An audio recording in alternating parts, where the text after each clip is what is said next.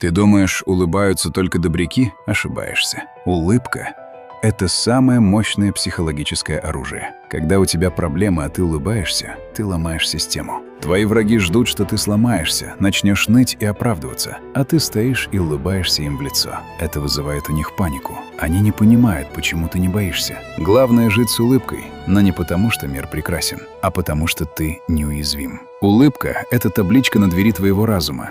Здесь все под контролем. Преврати свое лицо в непробиваемый щит.